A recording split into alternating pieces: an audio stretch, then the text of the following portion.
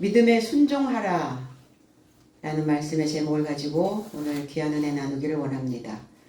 순종은 듣는 거죠. 근데 귀로만 듣는 게 아니라 우리의 온 몸으로 말씀을 듣는 거죠. 그러면 순종하는 자는 어떤 자들이냐? 온 몸으로 그 말씀을 듣고 나를 새롭게 쳐서 만들고 그리고 하나님의 창조된 그 형상으로 끝까지 남겨져 있는 자를 믿음에 순종했다라고 이렇게 말씀합니다. 5절로 7절 그리고 대다수의 모두 앞에 말씀이 만족하였다.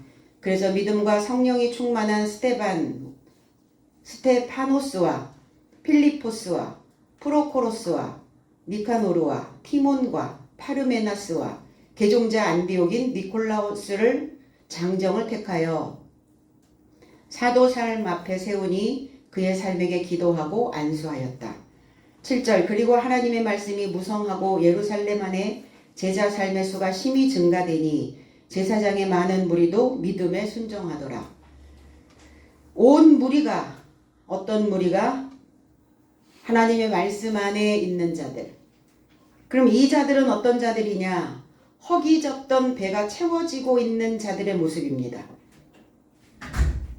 그리고 오늘 7 집사를 세우고 있습니다. 사도들이. 7 교회요, 7 남자요, 7 날이요. 이게 다 7과 맞물려서 가는 것이죠. 그럼 저와 여러분들도 이 대다수의 모든 군중에 속하여 있는 자들이라는 겁니다. 그러면 그 군중들은 그 말씀이 자기들 속에 논리적으로 그리고 논리적인 사고방식으로 그 머릿속에 생각을 정복하는 자, 이러한 자들이 하나님의 모든 삶이 되어지는 겁니다. 그래서 오늘 그 말씀이 그들에게 만족감을 주었다 이렇게 표현합니다. 그럼 어떻게 하여야 이 말씀이 우리에게 만족감을 줄 것인가? 하나님의 말씀이 가득 채워져야 만족감이 되어집니다. 우리가 밥을 먹다가 중간에 동작 그만 이러고 밥숟갈을 내려놓으라고 하면 불만족스럽죠. 채워지지 않습니다. 하나님의 말씀이 내 안에 가득 채워져야 그래야 비로소 우리는 만족감을 얻을 수가 있게 된다는 겁니다. 오늘 하나님의 말씀을 양껏 드시는 귀한 날 되시기를 원합니다. 여기에 7 장정의 이름들이 쭉 거론이 되고 있어요. 그들은 믿음과 성령이 충만하다 이렇게 얘기합니다. 믿음이 뭐냐? 확신하는 겁니다. 무엇에 대한 확신? 내가 하나님의 말씀을 통하여 신앙을 통하여 분명히 변화될 수 있다라는 확신. 그리고 그 믿음은 내 안에 계신 하나님을 믿는 믿음으로부터 출발하는 겁니다. 그러니까 결국은 나에 대한 확신이 없이는 하나님을 믿는 믿음이 만들어지지 않는 겁니다. 하나님을 믿지 못하는 것이 아니라 나를 믿지 못하는 거예요. 결국은 나를 믿지 못하니까 내가 회복이 되지 않으니까 내 신용이 회복되지 않으니까 하나님에 대한 말씀이 그리고 하나님에 대한 사상이 회복되지 않고 신용도가 떨어져 버리는 겁니다. 오늘 확신하고 있는 그럼 무엇에 관한 확신이란 말인가? 무엇을 확신하고 어떤 것에 대한 믿음이라는 것인가? 내가 분명히 이 삶에서 건짐을 받을 것이다 라고 하는 구원의 확신입니다. 그러니까 믿음이 없이는 우리는 절대로 구원을 받을 수가 없다라는 말씀이죠. 에베소서 4장 13절로 14절에 우리가 다 하나님의 아들을 믿는 것과 아는 일에 하나가 되어 온전한 사람을 이루어 그리스도의 장성한 분량이 충만한 데까지 이르리니 이는 우리가 이제부터 어린아이가 되지 아니하여 사람의 괴술과 간사한 유혹에 빠져 모든 교훈의 풍조에 밀려 요동치 않게 하려 함이라 그랬어요. 제 해석은 내 모든 삶이 하나님의 아들의 인식과 믿음의 통일에 이르러 온전한 남편에 이르러 그리스도의 충만한 키의 분량에 이르고자 도달하기까지 내 삶이 더 이상 미숙아로 있지 않아 사람의 기만과 미혹의 도취를 향한 교활함 안에서 모든 교훈의 풍조에 운반되거나 요동치 않게 하려 함이라 그랬어요. 교훈의 풍조. 외부에서 들어오는 교훈은 내가 얼마든 차단을 할 수가 있어요. 그런데 내 안에서 부는 그 바람은 차단할 수가 없는 거죠. 내가 가지고 있는 교훈, 내가 가지고 있는 소리, 내가 가지고 있는 말씀, 그 말이 나에게는 교훈의 풍조가 되어지는데, 그러면 나에게 어떤 교훈의 풍조가 내 삶을 이리저리 나부끼게 만들고 있는가? 내 안에서 부는 교훈의 풍조입니다. 그런데 내가 미숙아로 있었을 때는 내 안에서 부는 그 교훈의 풍조에 너무 많이 흔들려 버려요. 풍향계 보셨죠? 바람이 부는 방향으로 나부끼는 모습을 보셨을 겁니다. 바람이 부는 방향으로 바람개비처럼 돌아가는 것을 보셨을 겁니다. 그럼 내 안에서 어떤 바람이 불어야 되는가예요. 하나님의 영은, 하나님의 성령은 바람과 같습니다. 그래서 내 안에 있는 그 바람을 잠재우기도 하고, 때로는 그 바람과 함께 돌풍을 일으켜서 내 삶의 잘못된 부분들을 걷어내시기도 합니다. 오늘 하나님의 아들이신 그리스도를 인식하여 참되고, 그리고 그 참된 믿음으로 우리는 하나가 되어져야 돼요. 통일이 되어져야, 그래야 온전한 일곱째 날의 장성한 자로 그리스도의 충만의 키에 도달하게 되어진다는 겁니다.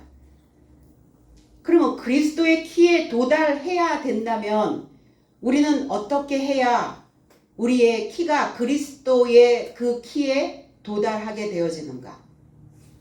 말씀 66권을 부지런히 먹으셔야 됩니다.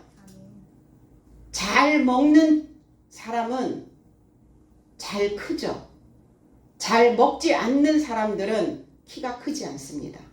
육신의 키도 마찬가지고 우리의 정신의 키도 자라지 않아요.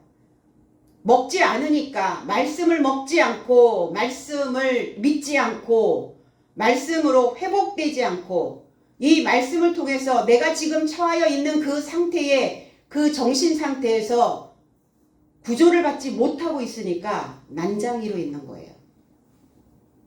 난장이로 있으니까 어때요? 안 보이죠? 앞이 캄캄한가요? 키가 크면 앞이 보입니다.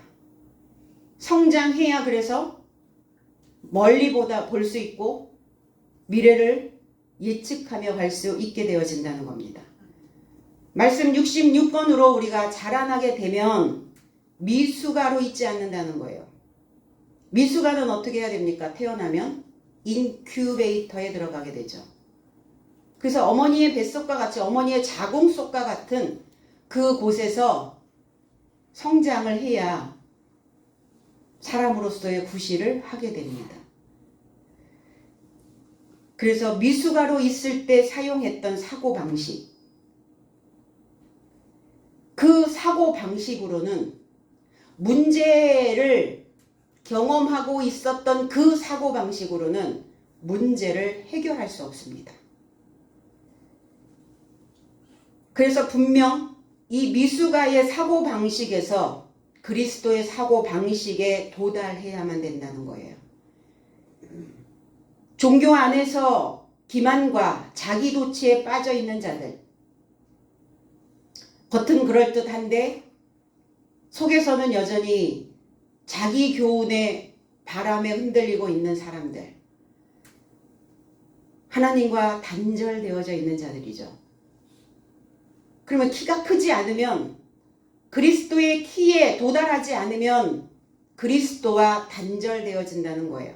그냥 단절되어지면 어떻게 되죠? 절단나는 거죠. 그래서 우리의 사고방식은 반드시 이 말씀이라고 하는 다리를 건너야, 그래야 비로소 나의 세상에서 내가 나올 수가 있게 됩니다. 그 내 세상은 어떤 세상입니까? 미숙아로 있는 세상이라니까요. 그래야 키가 큽니다. 어떤 키가? 믿음의 키가. 성령, 거룩한 영입니다.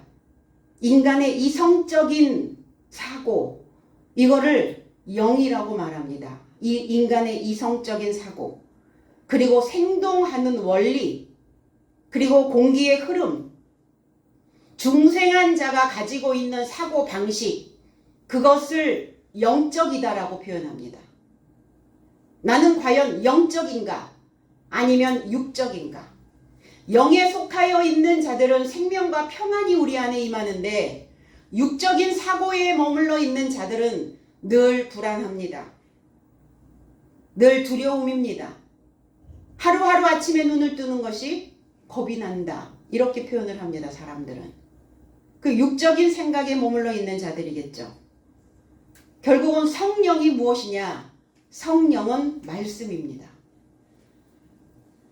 그 말이 성경 66권의 말씀이 내 안에 들어와서 우리의 사고 방식을, 우리의 사고의 틀을 바꿔내는 이것을 성령이라고 말하고 이거를 진리라고 말합니다. 우리는 참을 향하여 가기를 원하는, 그리고 우리는 성장하기를 원하는 그 잠재력이 우리의 심리 안에 담겨져 있어요. 그래서 우리는 성장하고자 하는 그 마음을 꺼낼 때 그냥 꺼내지지 않거든요. 거기에 온갖 것들이 다 쭉 매달려서 들어옵니다.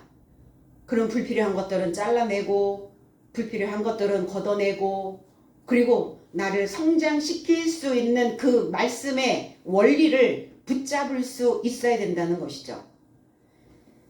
요한복음 14장 17절에 저는 진리의 영이라 세상은 능히 저를 받지 못하나니 이는 저를 보지도 못하고 알지도 못함이라. 그러나 너희는 저를 아나니 저는 너희와 함께 거하시며 또 너희 속에 계시겠습니다. 성령은, 진리의 영은, 세상은 이거를 받지 못한답니다. 재해석을 하면 세상은 진리의 영을 취함이 불가능하다.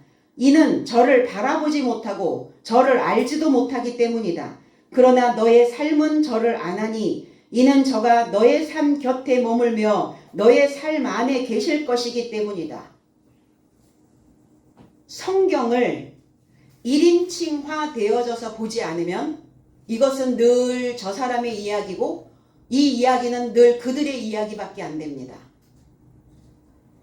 나의 스토리가 되어지지 않으면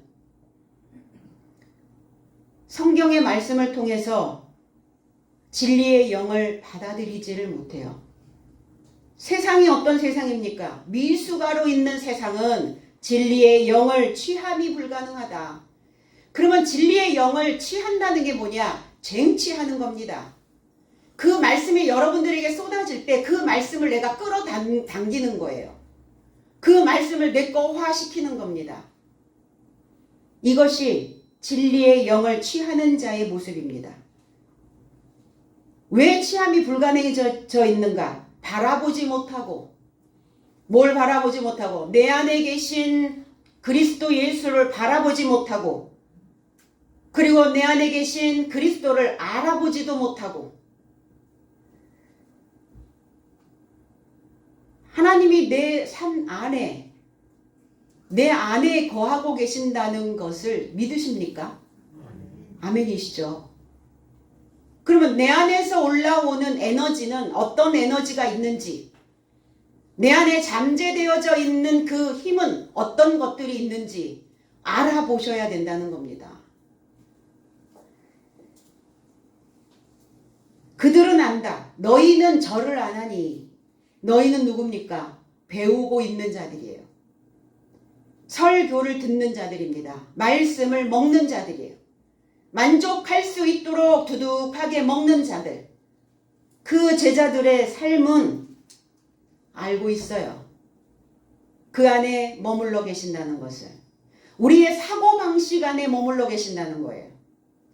사고방식은 그냥 있지 않죠. 어떠한 말을 가지고 있단 말이에요. 말씀을 가지고 있다는 겁니다. 그래서 배우는 삶에게만 진리의 영은 임재하신다고 말씀합니다. 그 성령은 진리이고 그 진리는 주께서 나와 결합하여 계시는데, 그러면 결합이 어디서 이루어지는가? 십자가에서의 죽음이에요. 주님은 나와 결합하여서 이제 십자가에서 그리스도와 함께 죽고 그리스도와 함께 새롭게 부활되어져서 그러한 자들에게만 진리의 영으로 오신다는 거예요. 성령은. 그러니까 새로운 의미로 말씀이 창조되어져야 되고, 내 속에서 내 사고방식을 만들고 있는 그 말들이 다시 새롭게 창조되어지고 종교의 어떤 관성에서 벗어나야, 그래야 진리의 영이 내 안에 거주하게 되어진다는 겁니다.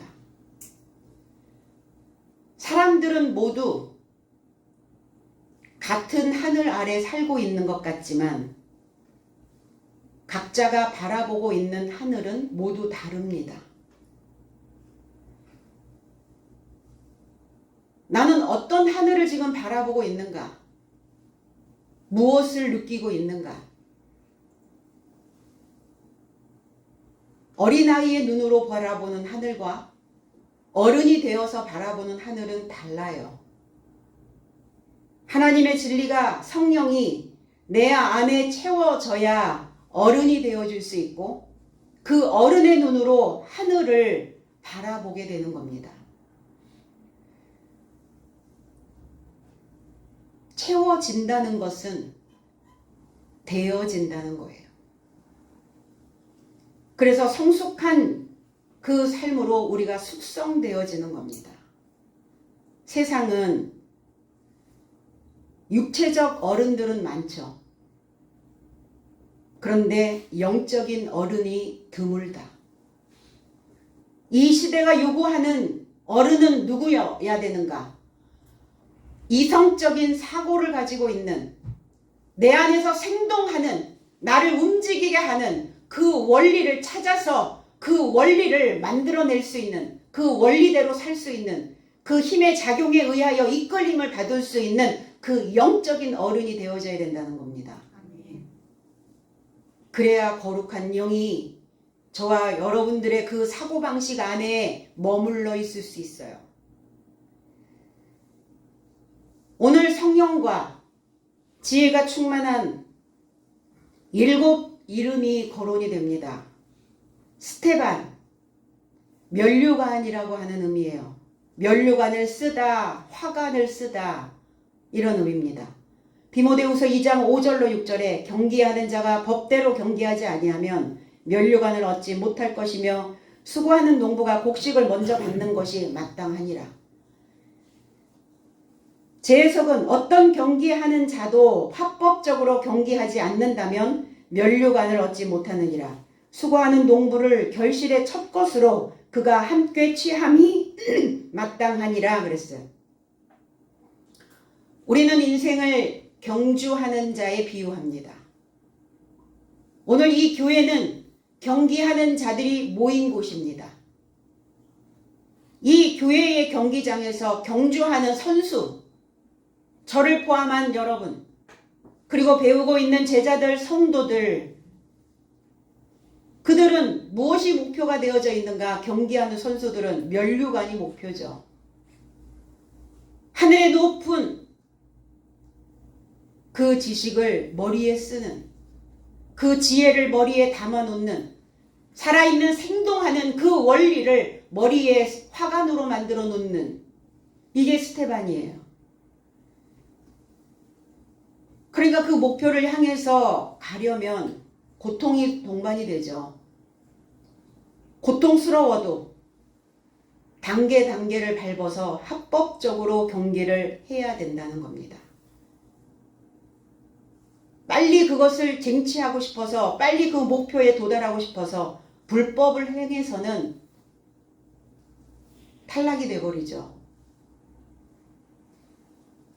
그래서 원칙대로, 하나님의 법대로, 이 수고로움으로 말씀의 씨를 뿌린 자는 결실한 첫 것과 함께 취함이 마땅하다. 그리스도 예수의 그 분량에 도달하는 겁니다. 그리스도이신 첫 열매를 취하는 자가 되어질 수 있다는 겁니다. 그럼 일하지 않는데 먹을 게 들어올까요? 수고하지 않는데, 농부가 씨를 뿌리지 않는데 무슨 수확을 하겠습니까?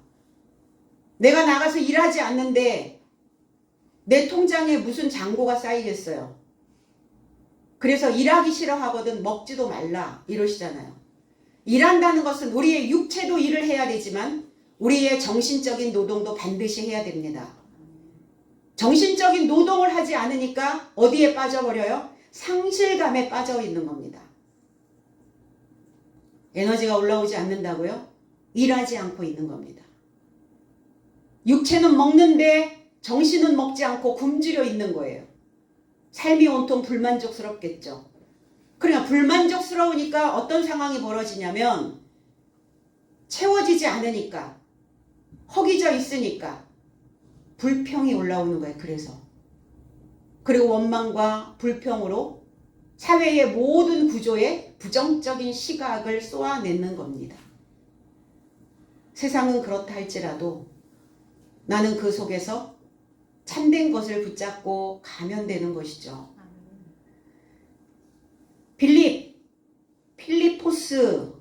필리포스라는 단어. 타는 말을 좋아하는 이 빌립은 어떤 자냐? 소식통입니다. 가만히 있지 않아요. 말 타는 걸 좋아하니까. 말은 뭐예요? 파발마, 소식을 전하는 것이죠.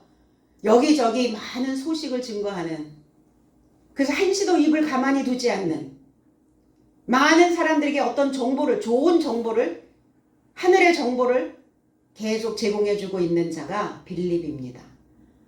요한복음 14장 8절에 빌립이 가로되 주여 아버지를 우리에게 보여주옵소서. 그리하면 족하겠나이다. 제석은 필리포스가 그에게 말한다. 주여 아버지를 내 삶에게 보여주소서. 그러면 내 삶으로 만족하겠습니다. 하나님 아버지를 내게 보여주십시오. 예수님께 그렇게 빌립은 이야기를 합니다. 그러니까 주님은 빌리포스야, 네가 수많은 기간을 나의 삶과 결합하여 있어도 네가 지금 나를 알아본 것이 아니더냐? 이렇게 반문을 합니다. 나를 본 자는 아버지를 본 것이다. 그런데 어찌 너는 아버지를 보여달라고 말하느냐? 나는 아버지 안에, 아버지는 내 안에 계신 것을 네가 믿지 못하느냐? 빌립은 믿음이 없는 자였어요. 많은 정보는 가지고 있죠. 많은 소식은 가지고 있는데 그 소식으로 내 마음의 바탕에 어떻게 믿음의 융단을 깔아야 할지 알지 못하고 있었다는 거예요. 내 눈앞에 하나님을 보면서 내 눈앞에 내 부모가, 내 스승이 그들에게 주어진 그 삶의 목들을 어떻게 뚫고 지나갔는지를 보면서 그리스도가 하나님을 어떻게 증거하는지, 그 안에서 그 에너지를 어떻게 끌어서 쓰고 있는지 그거를 보면서 아버지를 보여달라고 이렇게 말합니다. 네가 나를 알아보지 못한 것이냐? 네가 나를 지금 믿지 못하고 있는 것이 아니냐? 네 안에, 내 안에 하나님 아버지는 계신다. 내 안에 계신 것을 확신한다면, 그렇다면 내 안에 있는 그 믿음을 우리는 이제 내 바탕에 깔고 나는 그 융단에 누워서 믿음으로 온몸으로 듣는 그 삶이 되어져야만 한다. 아버지는 내 안에 계시는데 내 안에 어떻게 계시느냐? 나를 이끌어가는, 그리고 내 마음 안에 뭉쳐져 있는 그 사고들을 해석해 주시는 해설의 삶으로 아버지는 존재하고 계신다. 그 삶을 전하는 사역을 지금 하고 계신다. 그러니까 말씀이 해석되지 않고 이해되지 않고 해설이 되지 않고 있다면 내 안에 하나님은 머물지 않는 거죠. 낱말 안에, 단어 안에 그 의미가 해석되지 않으면 아버지는 내 안에 계실 수가 없어요. 말씀이 이해되어지고 깨달아졌을 때 그 깨달아진 그 말씀이 하나님이시기 때문에 깨달아진 말씀이어야 하나님이시라고요. 그 깨달아진 그 말씀이 내 안에 거주하실 때 아버지가 내 안에 계신다라고 확신하고 믿는 겁니다. 그리고 프로코로스라는 단어예요. 프로라는 옆에라는 단어와 코로스라고 하는 반지, 원형춤, 춤추는 것. 이 브로고로라고 하는 이름의 의미가 무도회의 사회자 이런 뜻이에요. 그래서 이 이름을 유심히 생각을 하면서 분명 성경적 이름일 텐데 7 집사 속에 들어갈 정도의 이름이니까 분명히 이 무도회의 사회자라고 하는 이 이름에 어떤 의미가 담겨져 있을 터인데 코로스라고 하는 단어를 보니까 원형춤, 춤추는 것, 춤추는 자입니다. 우리 왜 이렇게 손을 잡고 강강수월래도 하고 무도회에 춤을 추러 갈 때 초청된 사람들만 그 공간 안에 들어갈 수 있죠. 그래서 손에 손을 잡고 둥글게 이 원형춤, 이게 반지라는 뜻도 가지고 있어요. 원형, 둥글게 춤을 추는 자. 오늘 여러분 무도회에 오신 거 맞습니까? 예, 이 말씀의 가락을 실어서 이 말씀이 여러분 속에서 어깨를 들썩이게 하고 춤 사위를 만들어내는 우리는 분명 춤추는 자입니다. 하나님의 말씀이 내 안에 들어오면 나로 하여금 만족하게 만들고 하나님의 말씀이 내 안에 들어오면 거룩한 영이 나로 하여금 어깨춤을 덩실덩실 추게 만드는 감사와 기쁨과 행복이 넘치는 우리는 모두가 다 무도회에 있는 자들입니다. 저는 지금 무도회의 사회자로 여러분들에게 안내를 하고 있는 것입니다. 춤은 어떻게 추는 것이냐? 덩실덩실 춰야죠.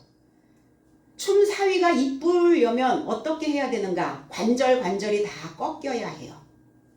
관절이 안 꺾이면 로봇 춤을 추겠죠.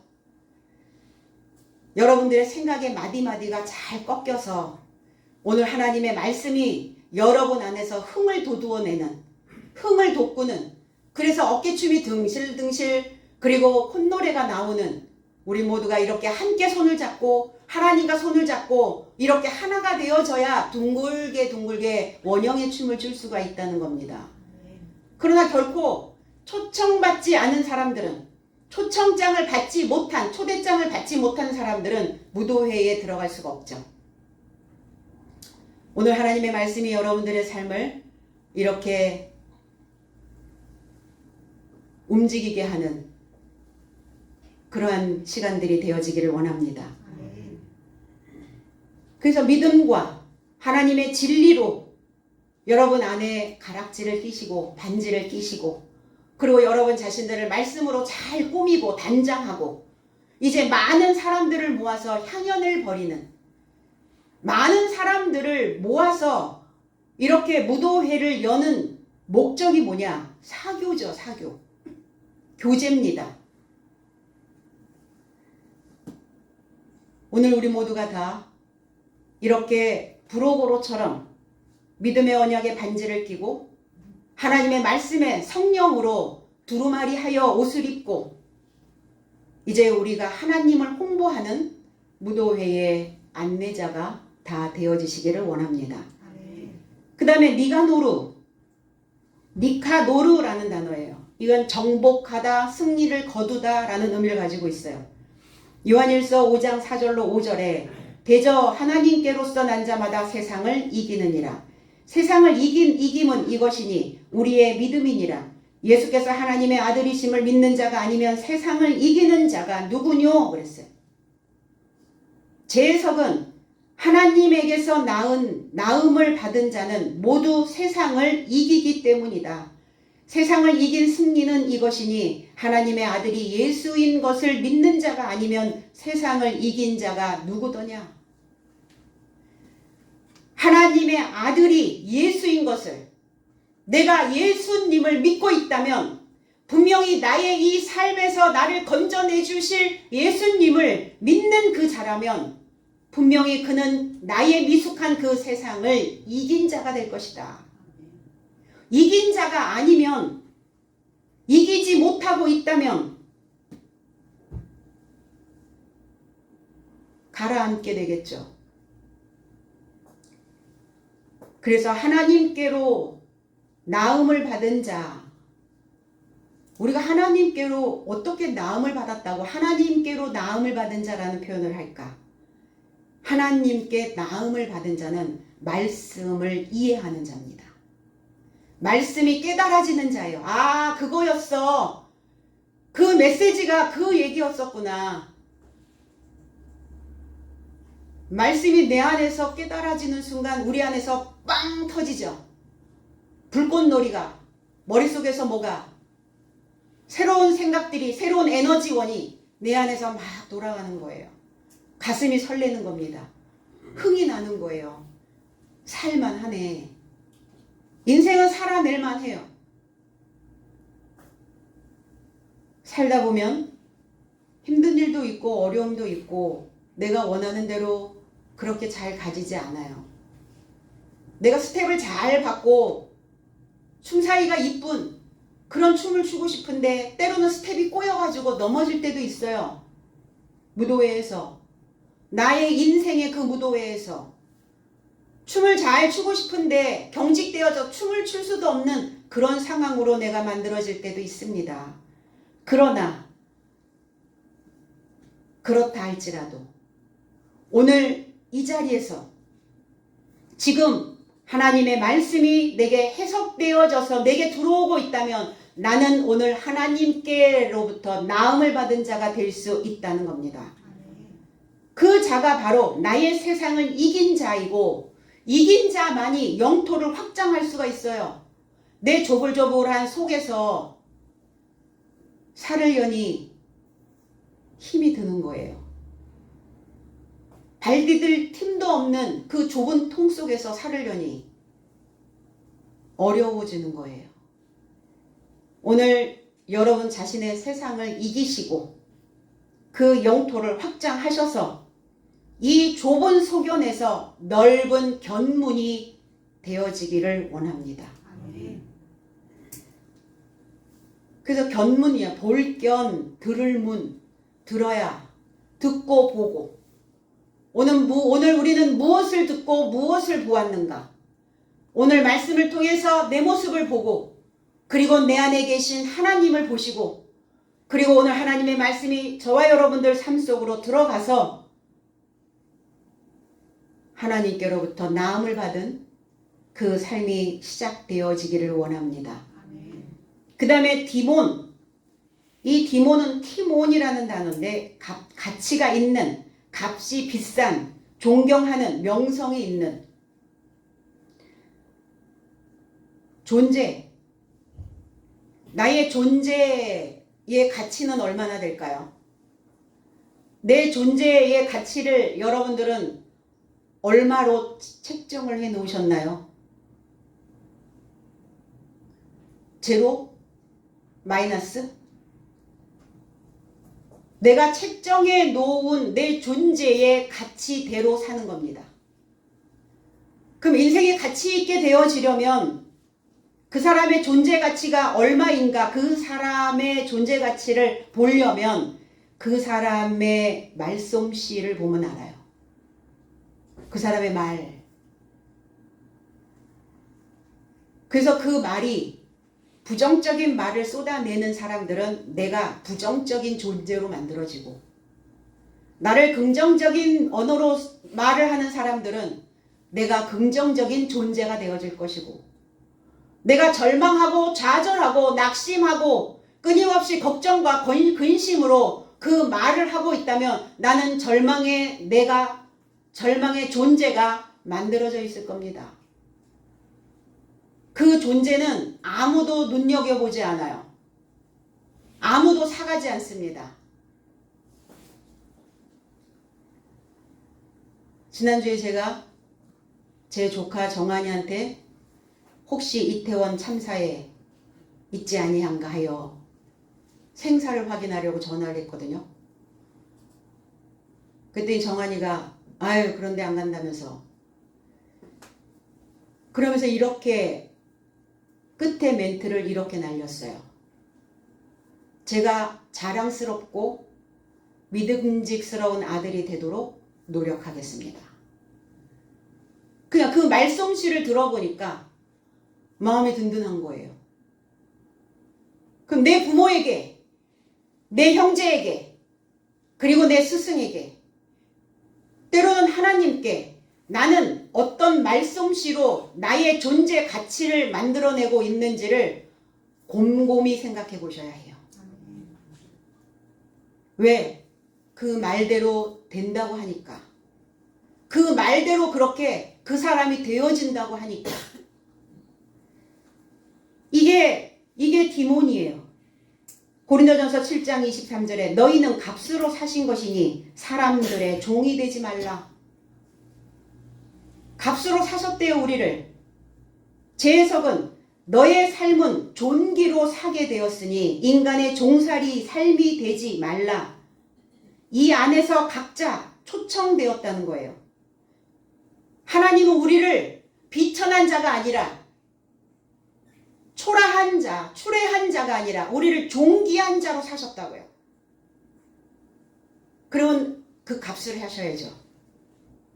이름값을 하셔야 되고, 하나님을 믿는 값을 하셔야 되고, 아들은 아들로, 딸은 딸로, 제자는 제자로, 사역자는 사역자로 분명히 그 값어치 있는 값을 만들어내셔야 합니다.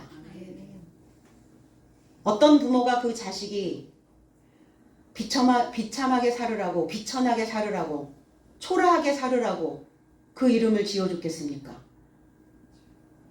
하나님이 우리를 초청하셨을 때는, 내가 하나님이라고 하는 그 이름을 알고 있을 때는 나를 존귀하게 사셨다는 것을 기억하셔야 됩니다.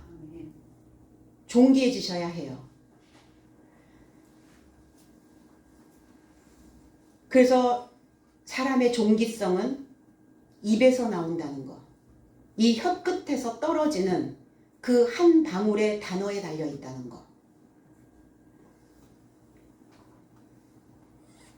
우리 예전에 그 스머프라고 하는 애니메이션을 본 적이 있어요. 파란색, 온통 파랑. 근데 거기 이제 스머프 중에 투덜이 스머프가 하나 있어요. 투덜이. 그러니까 그 스머프들이 뭐 하자 이러면 난 싫어 이러는 거예요. 그거 하자 이러면 그게 되겠어? 그리고 이거 이렇게 한번 움직여보자. 아예 귀찮게 시리. 그러니까 일단 이 혀끝에서 딱 떨어지는 그 한 방울의 단어가 툴툴 되는 거예요. 툴툴. 일이 수월하게 잘 풀리시길 원하시죠? 여러분들의 이 무도회에서 여러분들의 그 관절들이 잘 꺾여서 이렇게 술술술 유연하게 잘 넘어가시면 좋겠죠, 인생이. 그러려면 혀끝에서 떨어지는 그 한 방울의 단어가 무엇인지부터 확인하셔야 됩니다. 그래서 혀끝에 있는 이 말부터 바꾸셔야 해요. 주님께서 우리를 초청하실 때는 존귀하게 살게 하시려고 나를 핏값으로 사셨다고요. 나를 사셨다고요. 값나가게 잘 관리해야, 잘 다듬어내야, 그래야 비싼 가격에 나를 팔 수가 있어요. 아버지도 나한테 투자하셨는데 미치게 하시면 안 되잖아요. 그러니까 이자는 고사하고 원금은 보존시켜 주셔야죠. 그 다음에 바메나, 파르메나스라는 단어예요. 이 단어가 파라라고 하는 이 곁에라는 단어와 메노라는 단어, 머물다, 계속하다, 출석하다. 이 바메나라고 하는 이름은 끊임없이 우리가 어떤 일을 추진을 할 할 때 어때요? 끊임없이 하셔야죠.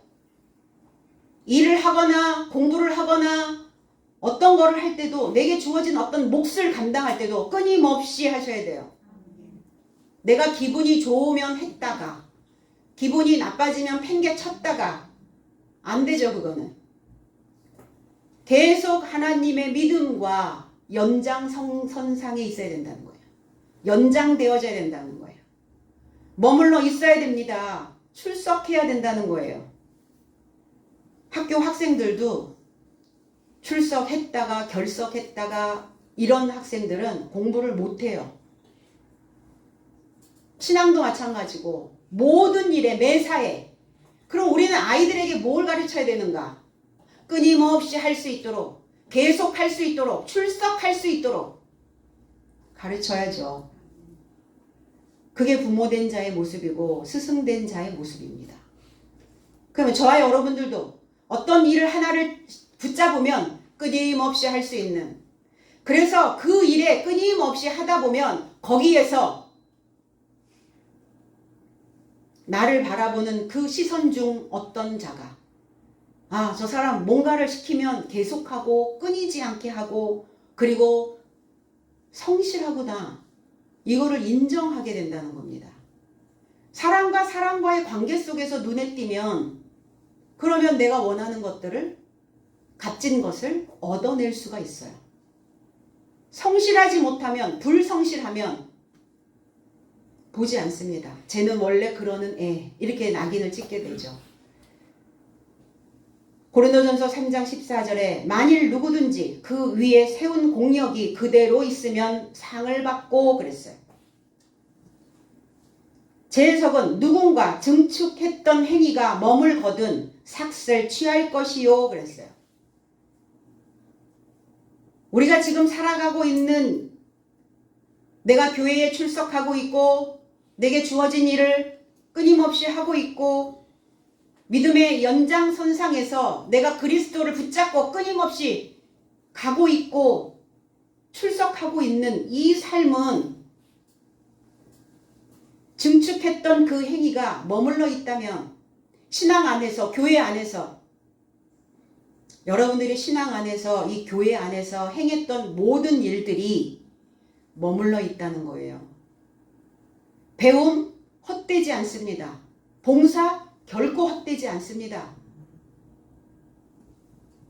뭔가 교회를 위해서 하고 하나님 나라를 위해서 사역을 할 때, 내 몫을 할 때 그것이 없어지는 것이 아니에요. 그것이 그대로 머물러 있다면, 그렇다면 삭슬 취할 것이다. 우리가 받는 상이 뭡니까? 우리가 받는 삭시 뭐예요? 구원입니다. 결국은 내가 기껏 믿었는데 구원받지 못했어. 여전히 그 삶 속에서 허우적거려. 무슨 의미가 있냐고요. 내가 수십 년 동안 하나님을 믿었는데 그 사고방식이 여전히 미숙해. 무슨 의미가 있어요. 그 세상에서 여전히 놀고 있어. 무의미하다는 거예요. 그래서 그 삭스로 구원을 허락하시는 겁니다. 그래서 모든 행위가 머물러 있을 수 있도록 그 공든 탑이 무너지지 않도록 보존되어져야 된다는 겁니다.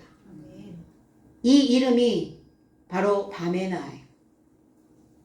그 다음에 안디옥 사람, 안디옥의 개종자 니콜라우스, 백성 위의 승리를 뽐내는 이런 의미예요. 저와 여러분들은 하나님의 백성입니다. 이 백성 위에 승리를 뽐내는, 내가 나 자신에게 주는 승리의 승전가를, 승리했다라고 하는 깃발을 높이 올릴 수 있어야 되겠죠. 이게 니골라예요. 그 니코스라고 하는 단어는 정복이라는 단어고, 라오스라고 하는 단어는 백성이라고 하는 단어의 합성어입니다. 이렇게 7 집사가 뽑혔어요. 믿음과 성령이 충만한 이 7 맹세되어진, 완전하여진, 일곱째 날에 그 지식으로 완전해진 이들을 사도들이 안수합니다. 기도하고 안수하고. 안수는 손을 연결해 두다 이런 의미예요. 디모데전서 5장 22절에 아무에게나 경솔히 안수하지 말고 다른 사람의 죄에 간섭하지 말고 자신을 지켜 정결케 하라. 제 해석은 아무나 급하게 안수하지 말고 남의 죄와 교제하지 말고 내 자신을 정결하게 지키라. 그러니까 안수의 의미는 능력, 하나님의 능력, 하나님의 지혜, 하나님의 성령을 그 머리에 두는 것도 안수지만 죄를 정가시키는 것도 안수입니다. 모세가 눈의 아들 여호수아에게 안수해서 지혜의 영이 충만하였다 이렇게 말씀하거든요.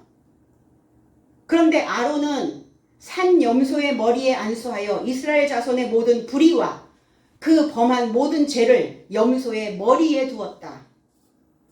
그러니까 안수를 함부로 받지 말라는 거예요.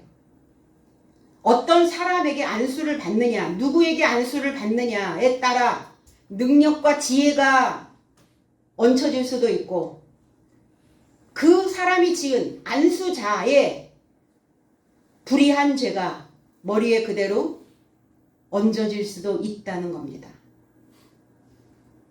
그러니까 성급하게 아무나 안수하지 말고 아무에게나 머리 디밀고 안수받지 말고 뭐 능력이 있다, 뭐가 있다 이러면 어때요? 우리는 예전에 머리 디밀고 목사님 한번 안수 한번 받으려고 그냥 그 목사님이 관계상에 내려온 머리 툭툭툭툭 치고 지나가죠. 그래서 머리 한번 툭툭툭 찌는데 몇백만 원씩 내야지 되고. 저도 좀 그래봤으면 좋겠는데. 그래서 머리에 그 안수자의 능력이 그 사람의 영이, 그럼 영도 거룩한 영이 있고 더러운 영도 있잖아요. 이게 안수.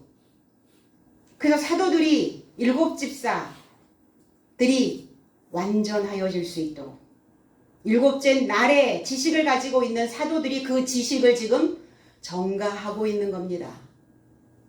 그러면 각각 일곱일 수도 있지만 이 일곱 집사가 다 저와 여러분들의 삶 속에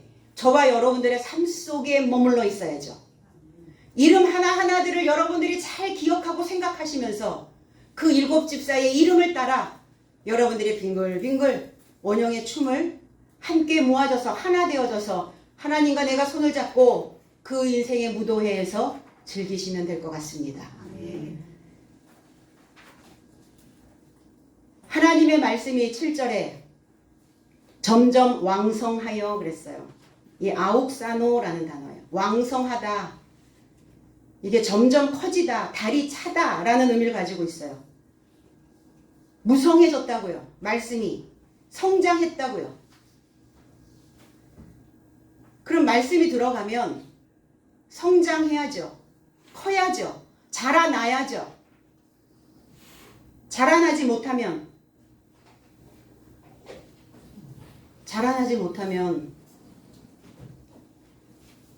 앞이 막혀요.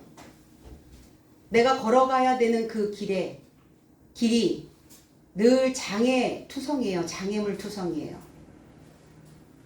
길이 시온의 대로로 뻥 뚫리게 하려면 자라나셔야 된다고요. 그래서 신앙의 강권은 뭐냐? 성장입니다. 성장. 그리고 우리 국가도 성장, 기업도 성장, 교회도 성장입니다. 무엇의 성장이냐?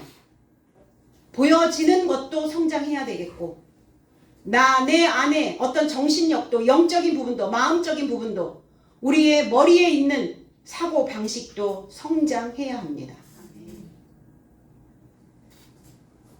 요한복음 3장 30절에 그는 흥하여야 하겠고 나는 쇠하여야 하리라 하니라 그랬어요. 세례 요한의 사역이죠. 제 해석은 그가 그것을 자라게 함이 마땅하고 그것을 성장하게 함이 마땅하고 무성하게 함이 마땅하고 나를 줄어들게 함이 마땅하다. 하나님은 자라게 하시는 분입니다. 나는 심고 아볼로는 물을 주었으나 자라나게 하시는 이는 하나님이시다. 내 안에 하나님이 계셔야 성장합니다. 하나님의 말씀으로 무성해질 수 있어요. 하나님의 말씀이 내 안에 가득 채워져서 달이 찹니다. 만월이 되는 거예요. 달이 차면 기울죠. 그래서 기울어지면 내게 쏟아집니다. 그 지식이 가득 채워지면 저와 여러분들의 온 세포에 다 부어지는 거예요. 관절 마디마디마다 이 가득 채워진 이 말씀이 부어지는 겁니다. 세례 요한의 사역은 줄어들어야 한다고요. 구약의 마지막 소리입니다. 광야 교회로부터 가나안 교회까지가 구약입니다. 광야, 한적한 아무도 없는 빈들. 하나님의 지식이 아무것도 채워져 있지 않는 빈들이라고요. 이걸 광야라고 말합니다. 네가 나를 알아보지 못한 것이냐? 광야라고요. 네가 나에 대한 믿음이 없느냐? 광야입니다. 그러니까 이제 이 광야 교회에서부터 채워가기 시작하는 거죠. 모세의 법을 통해서 그 가르침을 통해서 이제 하나하나 정돈이 되기 시작하는 거예요. 가나안 교회, 젖과 꿀이 흐른다라고 말합니다. 하나님의 말씀과 본딩되어지는, 하나님의 말씀과 매칭되어질 수 있는. 그러나 그리스도 예수님은 새 예루살렘 교회이기 때문에 광야와 가나안 교회는 줄어들어야 하고 새 예루살렘 교회는 자라나게 함이 마땅하다. 제자의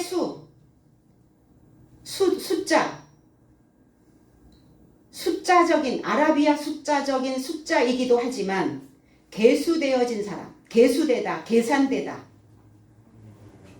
배움에 있는 자들, 출석부에 있는 명단, 하나님의 명단에 있는 자, 하나님의 출석부에 기록되어져 있는 자를 숫자로 넣습니다. 그래서 남자의 수만 계수를 했죠. 그 남자가 무엇이길래? 남자가 장성한 자이기에. 남자는 남편이요 씨를 가지고 있는 씨를 뿌릴 수 있는 농부이기 때문에 그들만 계수를 한 겁니다. 그 계수된 자들, 배우고 있는 자들, 배움에 있는 자들의 명단. 계시록 15장 2절에 또 내가 보니 불이 섞인 유리바다 같은 것이 있고 짐승과 우상과 그의 이름의 수를 이기고 벗어난 자들이 유리바닷가에 서서 하나님의 검은 고를 가지고 그랬어요.